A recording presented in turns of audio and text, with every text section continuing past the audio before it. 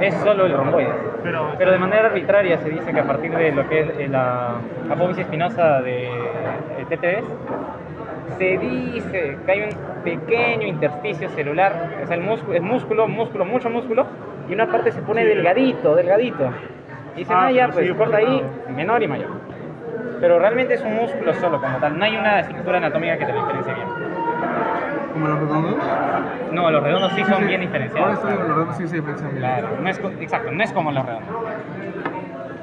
Ya pues, ¿y las vértebras? Dale con todo. ¿Qué cosa? Aquí están también. No, pues, esto. Qué chévere. Esto me lo llevo, mentira. Ya, a ver, 3. Son las 3:15.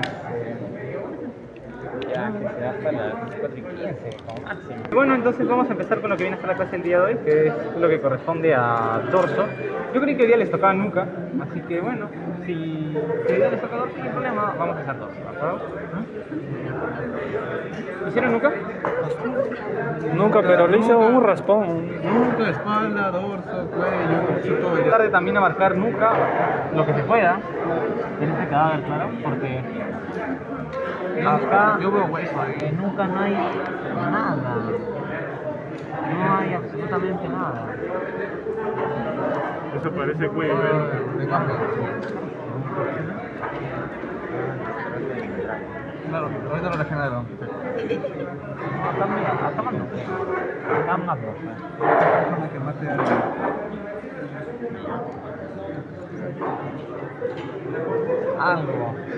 Alguito había acá. Este vaso tenía osteoporosis. No realmente, solo que son bien vascularizados, especialmente por venas. Ya, entonces, cuando ustedes vean lo que viene a ser la región del dorso, van a tener que primero hablar de lo que viene a ser su eje central o su armazón de soporte. Que en el caso del dorso nosotros vamos a tener que referirnos, vamos a tener que estudiar lo que es la columna vertebral, ¿de acuerdo? Ahora, la columna vertebral, también conocida como el raquis o la raíz del cuerpo, va a ser una estructura ósea, un gran tallo óseo que nosotros lo podemos observar acá. Este gran tallo óseo va a tener la característica de que va a estar en relación con unos elementos del sistema nervioso central más importantes, que corresponde a la médula espinal, ¿de acuerdo? ¿Por qué? Porque este tallo óseo que nosotros estamos observando no va a ser un solo hueso, sino va a ser el conjunto de varios complejos articulares que junto con las estructuras óseas y las membranas que les corresponden van a formarme la estructura conocida como columna vertebral. Ahora, esta columna vertebral, aparte de que va a contener este elemento importante del sistema nervioso central, que es la médula espinal, van a tener que ustedes estudiarla en sus partes o en sus segmentos o divisiones. Y estos segmentos o divisiones van a estar dadas en relación a la región y a las características que las vértebras propias de la región van a poseer. En este caso, nosotros vamos a poder dividir a la columna vertebral en una región cervical, una región torácica, una región lumbar, una región sacra y una cóccix, ¿de acuerdo? Esas van a ser las partes de lo que es la columna vertebral. Ahora, esta es una división de acuerdo a sus segmentos, pero también lo pueden hacer de acuerdo a sus características. En el caso que lo hagan en cuanto a sus características, van a tener un paso previo antes de dividirlos frente a todos. Vamos a poder hablar de lo que son las vértebras verdaderas o vértebras libres y lo que son las vértebras falsas o las vértebras sacras, ¿de acuerdo? O sacrococcígeas, si así lo prefirieran. ¿Y por qué? Porque ustedes van a encontrar que estos segmentos van a estar formados correspondientemente por vértebras, ¿de acuerdo? En el segmento cervical, ¿cuántas vértebras vamos a tener? 7. 7 vértebras, ¿de acuerdo? En el caso del segmento cervical. En el segmento torácico, ¿cuántas vértebras vamos a encontrar? 12. 12. En el segmento lumbar, 5. 5. Y esa va a ser la característica y qué cosa de lo que son las vértebras libres, que ustedes van a poder separar tranquilamente en sus partes o en cada uno de los componentes de este segmento. En cambio, lo que son las vértebras falsas, como por ejemplo lo que viene a ser el sacro, el hueso sacro, o lo que es el coxis, ¿por qué se le va a conocer como vértebras falsas o vértebras sacrococcígeas o vértebras incluso fijas? Porque este hueso de acá, que es el sacro, va a tener la característica de que va a estar formado por la fusión de ¿cuántas vértebras sacras? De 5 vértebras sacras. Recuerda, esa va a ser la característica del hueso sacro. Es un hueso que está formado por la fusión de 5 vértebras sacras. Y vamos a tener al coxis, que va a estar formado ¿por qué? Por la fusión de 3 a 4, incluso algunos autores te van a decir de 3 a 5. Es por eso que la columna vertebral puede tener un número variable de huesos. ustedes suman todo, que tenemos 7 cervicales, 12 torácicas, llevamos 19, llevan 5 de lumbares y sacras. ¿Vamos cuánto? Llevamos 29. Y más las 3, de 3 a 5 de lo que es las vértebras coxígeas, ahí ustedes ya pueden encontrar el número que siempre se da, que es que la columna vertebral tiene alrededor de 32, 34 vértebras, más o menos. ¿Ok? Eso es lo que nosotros vamos a encontrar en cuanto a lo que es la columna vertebral. Ahora, es importante que esas vértebras en cada región van a tener sus propias características.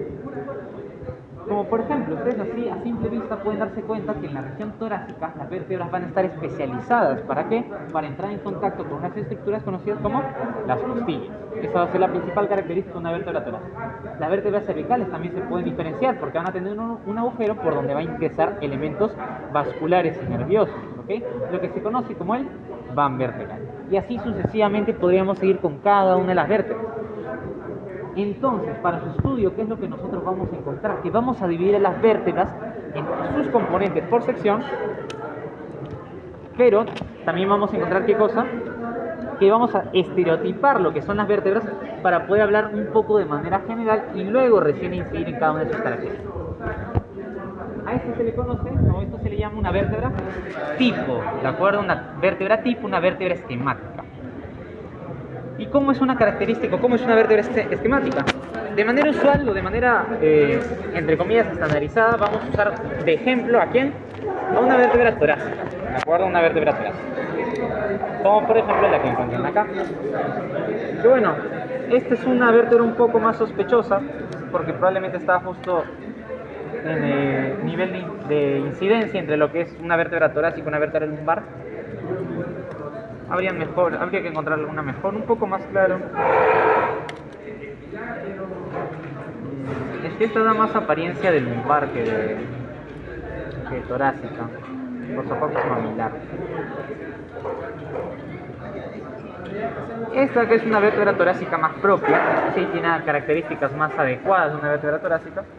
No, esta definitivamente no. Ya, ¿qué es lo que nosotros vamos a poder describir? En toda vértebra, yo la pongo acá. De esta forma.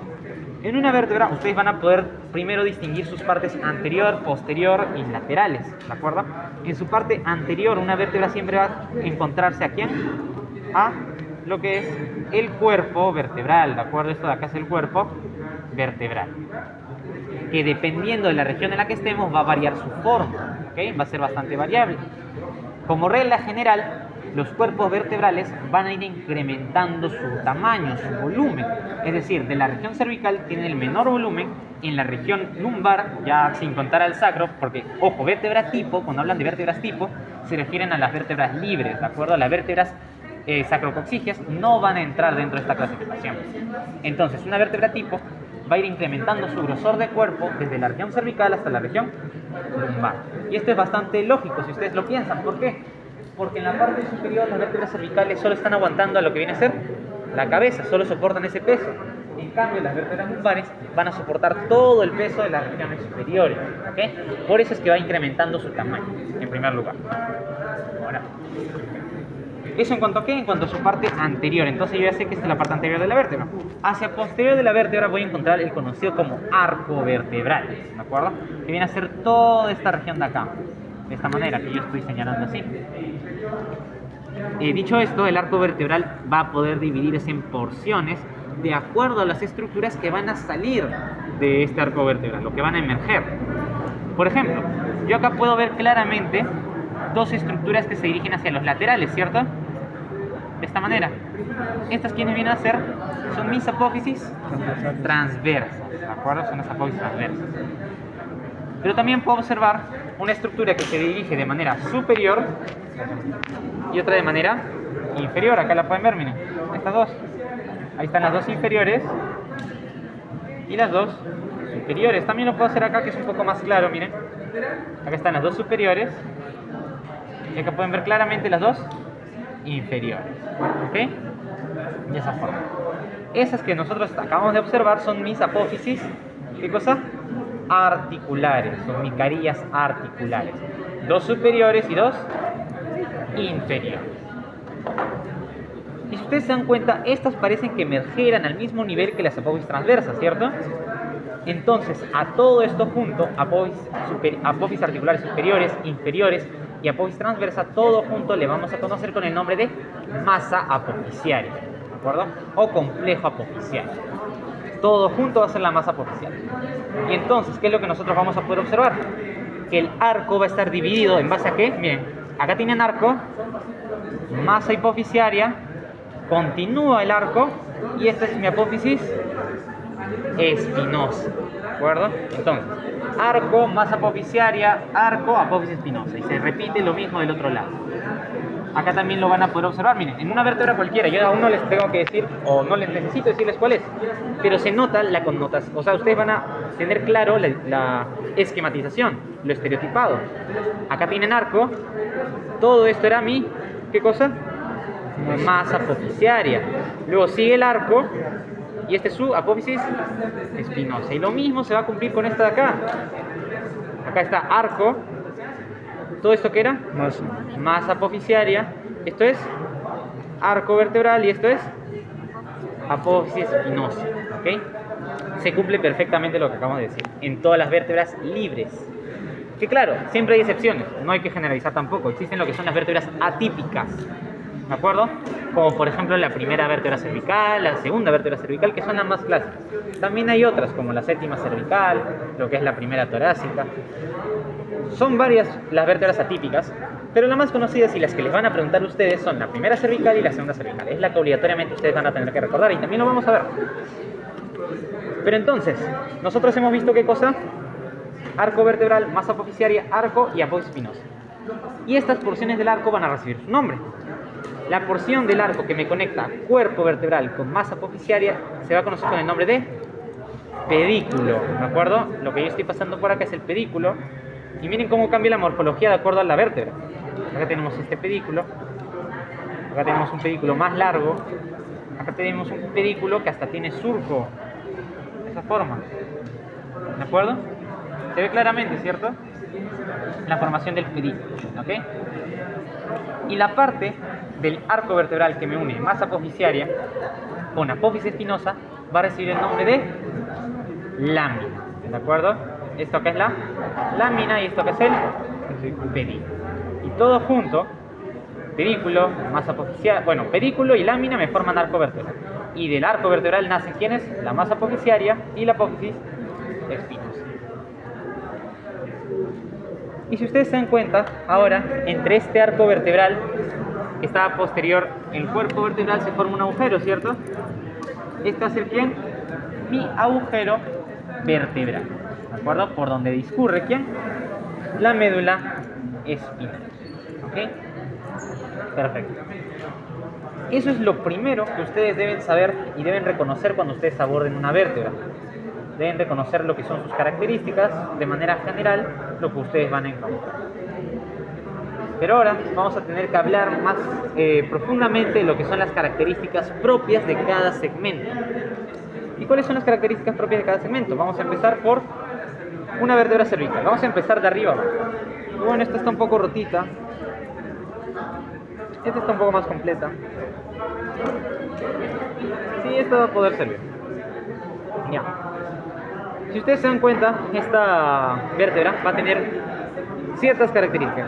Primero, su cuerpo vertebral es el de menor diámetro de todos, es el de menor tamaño.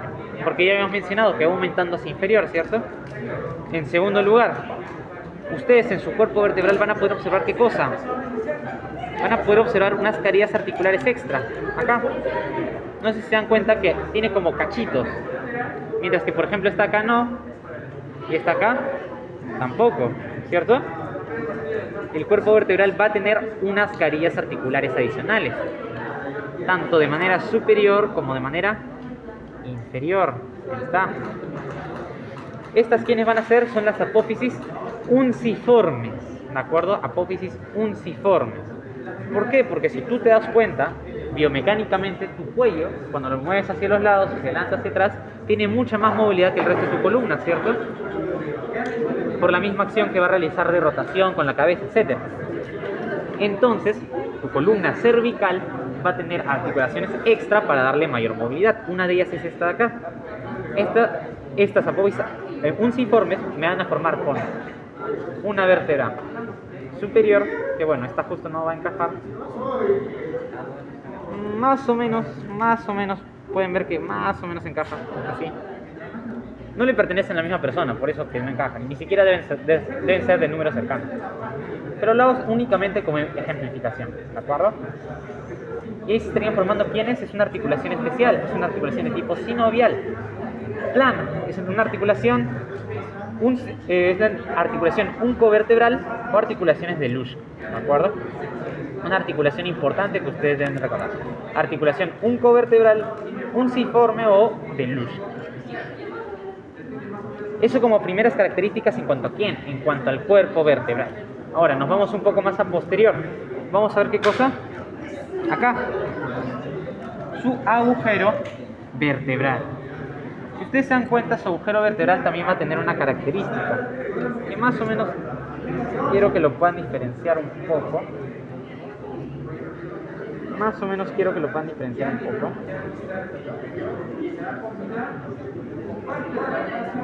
Bueno, sí, más o menos sí se nota. Que si ustedes se dan cuenta, el agujero vertebral tiene como una forma triangular, ¿correcto? Esta forma.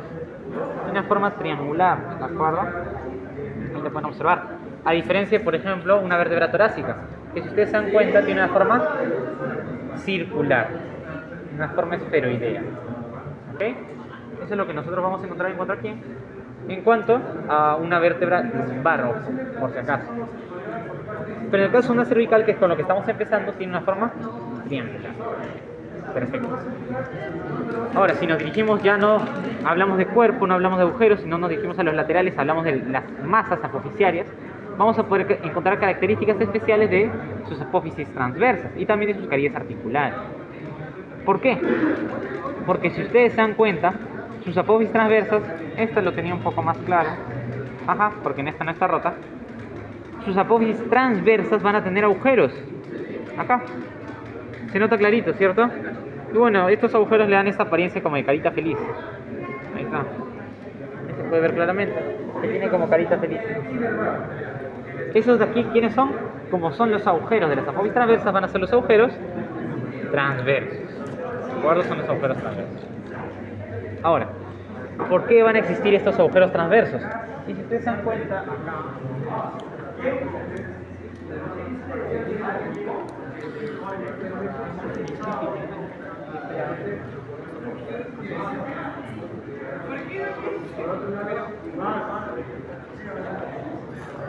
yo voy a tratar de ingresar así. Ahí está. Ahí pueden ver cómo entró mi estilete. Ahí está. Obviamente no voy a meter todo el estilete porque el conducto no es recto, no va a entrar todo el estilete, pero sí se ve cómo entró, ¿cierto? Agujero transverso de C7, ¿de acuerdo? Ojo, este es el agujero transverso C7, que tiene una peculiaridad. C7 es especial en ese sentido, que C7 no siempre va a tener agujero. Existen lo que son las vértebras de transición, que corresponden a la última vértebra de un segmento y a la primera del segmento que le sucede. Es decir, si por ejemplo comparáramos cervical con torácica, vértebra de transición serían C7 y T1. ¿Okay? Y estas vértebras siempre van a tener características un poquito de ambas regiones, un poquito cervical y un poquito de torácica en el caso de C7 y T1. Y es por ello que C7 no siempre va a tener agujero transverso.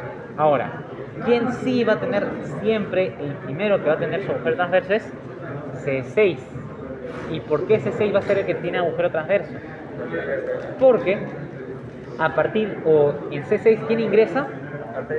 La arteria vertebral. Si somos más propios, hay que hablar del van vertebral, porque ingresa todo.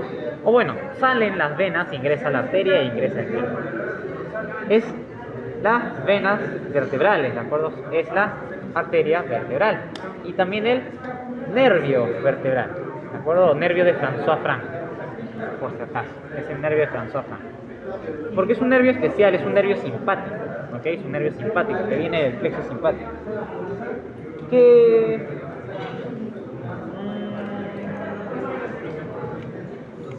no, eso lo haremos luego. Lo haremos luego. Podríamos mostrarlo, pero ahorita lo importante es que hagan la teoría. Ya luego podemos ver ciertas características. Pero luego les puedo mostrar el nervio François-Franck. Es un nervio muy bonito, que nace del ganglio cervicotorácico o el ganglio cervical inferior. Un nervio bastante interesante, la verdad, porque es un nervio simpático, ¿de acuerdo? Ahí está. Y este van vertebral ingresa a través de C6. Es su punto principal. El 90% de los casos ingresa en C6. El 5% a partir de lo que es C5. Bueno, 90% C6, 1% C7, 5% C5 y va disminuyendo 2%, 1%, hasta que se completa los 100%. ¿Ok? Pero el 90% de las veces es ¿quién? Es C6. ¿De acuerdo? Es lo más importante que ustedes deben de recordar en cuanto a esta característica. Y por eso también es importante reconocer algo. Que de hecho ahí se ve clarito. Miren. Si ustedes se dan cuenta, ¿este de acá quién es? ¿Qué vértebra es esta? Esa es C7, ¿de acuerdo? Y esta acá arriba es C6. Y si ustedes se dan cuenta, esta estructura de acá es mucho más prominente, ¿cierto? En relación al resto de estructuras. ¿Este de acá quién es? ¿O qué nombre va a recibir esta estructura? Porque si ustedes ven una vértebra cervical, se van a dar cuenta que su agujero, su apófisis transversa, va a ser bifurcada, se va a dividir en dos. Tienes un tubérculo anterior y un tubérculo posterior. Porque recuerden, este es el cuerpo vertebral, este es anterior. Lo voy a poner así para ustedes. Este es anterior, este es posterior. Por lo tanto, este es tubérculo anterior y este es tubérculo posterior. ¿Y por qué ingresa la arteria vertebral así? El tubérculo anterior de C6 va a ser una estructura mucho más prominente que el resto, porque aparte de que pasa la arteria vertebral, se van a insertar estructuras como por ejemplo los músculos escalenos. Y bueno, el músculo largo del cuello también. El tubérculo anterior de C6 va a recibir un nombre especial, que es el tubérculo carotidio o tubérculo de Chassaignan. ¿Okay? Eso sí es importante que recuerden. Es un tubérculo que va a estar mucho más prominente que el resto y va a tener la especial relación de que por delante de este tubérculo va a pasar la arteria carótida primitiva, la carótida común. Y bueno, los libros antiguos describen que a ese nivel tú puedes presionar la carótida común y presionarla contra el tubérculo para disminuir el flujo sanguíneo. Pero la verdad eso son tonterías porque la arteria carótida común es muy profunda. No, nunca van a poder hacer eso. Tú trata de hacerle eso a tu amigo y más es lo que le va a doler que vas a llegar al tubérculo. Así que no. Pero lo menciono porque los libros antiguos lo dicen a cada rato. Que a este nivel, como la arteria carótida justo pasa por delante del tubérculo, tú puedes apretar la carótida y la vas a presionar contra el tubérculo. Que se supone es un punto de referencia importante para la ligadura de la carótida. En la práctica eso no ocurre. Pero la teoría te dice eso. ¿Ok? Ahí está. Eso en cuanto a quién, en cuanto a una vértebra cervical. Nos faltaría para terminar con la vértebra cervical ciertas características más de lo más importante. Ahorita estoy relacionando por si acaso. Por ejemplo, de que su apófisis espinosa, y esto sí es importante, su apófisis espinosa, ¿cómo va a ser? Acá está roto, no se nota mucho. Acá se ve mejor. Su apófisis espinosa, ¿qué cosa? Es recta y es bífida. Si ustedes se dan cuenta, quiere dividirse en dos, ¿cierto? Ahí está. Esta es la bifurcación de la apófisis espinosa de una vértebra cervical. Y también es recta, miren, es horizontal. Así, ¿cierto? Perfecto. Recuerden eso porque cuando veamos vértebras torácicas, que es lo que vamos a hacer ahora, se van a dar cuenta de la diferenciación. Con eso ustedes ya pueden decirme sin ningún problema que ustedes reconocen a qué cosa, una vértebra cervical. ¿Okay? Eso es lo más importante que ustedes se deben de llevar. ¡Hala! Ya pasó un pinche tiempo. Ya, a ver.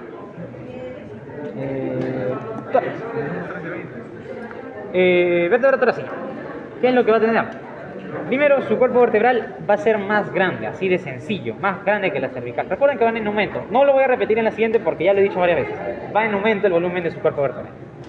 Ahora, su orificio, su conducto vertebral, el agujero vertebral, tiene forma circular. ¿De acuerdo? Es una forma esferoidea, a diferencia del cervical que era un triángulo.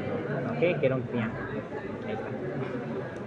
Luego, también características. Si ustedes se dan cuenta, las carillas articulares superiores e inferiores, miren, Esta es una cervical, esta es una torácica. Sus cavidades articulares superiores tienen la característica de que están oblicuas, es decir, no miran en un plano, no son completamente horizontales, no son completamente verticales. Son oblicuas mirando las superiores hacia atrás y las inferiores hacia adelante. ¿De acuerdo? Ahí se ve, ¿cierto? Ahí está. Y estas hacia atrás. En cambio, ¿cómo son las carillas de una torácica? Son verticales, son completamente verticales. Acá los pueden ver. Las superiores igual miran hacia atrás y las inferiores miran hacia adelante. Pero la diferencia es que estas son completamente verticales. Las cervicales eran oblicuas, estaban como echadas en ese aspecto. Otra característica importante. Acá ya no va a haber ¿qué cosa? Agujero transverso. Porque recuerden que el agujero transverso, ¿quién lo forma? El paso del van vertebral. El paso del van vertebral me forman los agujeros transversos. Como acá no pasa van vertebral, por ende no va a haber agujeros transversos. Lo que sí va a haber es que su apófisis transversa va a estar especializada y va a formar una estructura, una fosita. ¿Okay? Acá se ve, sí, pero está roto. Y acá también un poco engañoso. Así que tendremos que usar esto nomás. Miren acá. Primero su apófisis transversa ya no se bifurca, ya no se divide. A diferencia de la cervical, que sí se dividía, ¿cierto? Se dividía en tubérculo anterior y tubérculo posterior. La transversa de una vértebra torácica ya no. Pero sí va a realizar una fosita. Si ustedes se dan cuenta, acá tiene una fosita, ¿cierto? La apófisis transversa.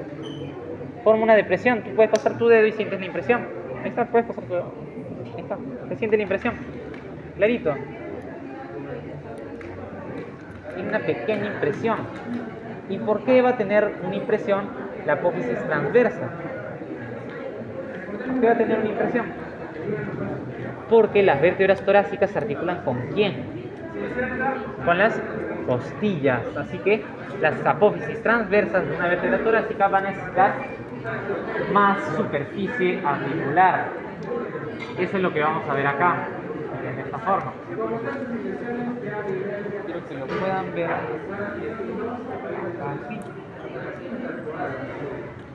Con el ahí está. Ajá. Está bonito. Perfecto. Ya, miren. Si ustedes se dan cuenta, acá me gustaría utilizar costillas sueltas, pero no tenemos costillas sueltas, así que vamos a hacerlo de manera rápida. No voy a hablar de costillas, porque eso ya es para cuando ustedes estudien tórax. No, ahorita no cabe sentido. Pero las costillas, de manera introductoria, tienen partes. Tiene lo que es su... acá podemos observar lo que es su cabeza, que bueno, sería más visible en la parte anterior. Tenemos luego lo que es el cuello, el tubérculo costal, que es esta estructura saliente, que se ve clarito, ¿cierto? El tubérculo costal, esta estructura saliente de acá. Y luego tienen lo que es el resto del cuerpo de la costilla. ¿Okay? Eso es lo que ustedes van a tener en costilla de manera completa. Ahora, importante. Una costilla se va a articular en dos puntos con una vértebra torácica. ¿A qué me refiero? Si ustedes se fijan, la vértebra torácica, aparte de tener sus fositas costales, lo que nosotros habíamos visto, esa depresión que está en las apófisis transversas, se llaman fositas costales, por si acaso. Se llaman fositas costales. Las fositas costales, ¿con quién se articulan de la costilla? Ya lo vimos, ¿con quién? Con los tubérculos costales, ¿de acuerdo? Las fositas costales se articulan con los tubérculos costales. Y esto es importante. Se articulan con los tubérculos costales, se articulan con la fosita costal de su respectiva vértebra, ¿ok? De su respectiva vértebra. ¿Y por qué menciono esto? Porque si ustedes se dan cuenta, el cuerpo de una vértebra torácica también tiene hemicarillas. Acá tenemos hemicarillas articulares, una superior y una inferior. ¿Se nota? ¿Sí? Hemicarilla superior, acá lo pueden ver, hemicarilla inferior. Ahí está. Hemicarilla superior, hemicarilla inferior. Tal vez se ve mejor un poquito. Hemicarilla superior. Y acá hay una hemicarilla inferior. Ahí está, ¿sí lo llegan a ver? ¿Sí? Hemicarilla superior, hemicarilla inferior. ¿Lo pueden ver? Hemicarilla superior. ¿Esto por qué? Porque cuando si yo digo hemicarilla, ¿suena a qué? A mitad, ¿cierto? Es la mitad de una carilla. Así que cuando dos vértebras torácicas se unan, la hemicarilla inferior de una con la hemicarilla superior de la siguiente me forman una carilla completa, porque son mitades. Una con una se forma una carilla completa. Y estas hemicarillas, ¿con quién se van a articular? Con la cabeza de las costillas. Si ustedes se dan cuenta, acá estaba la cabeza, y la cabeza está articulándose ¿con quién? Con los cuerpos vertebrales. Pero esto es lo importante. La cabeza de una costilla se articula con dos cuerpos, ¿cierto? Está justo en medio, está justo en medio.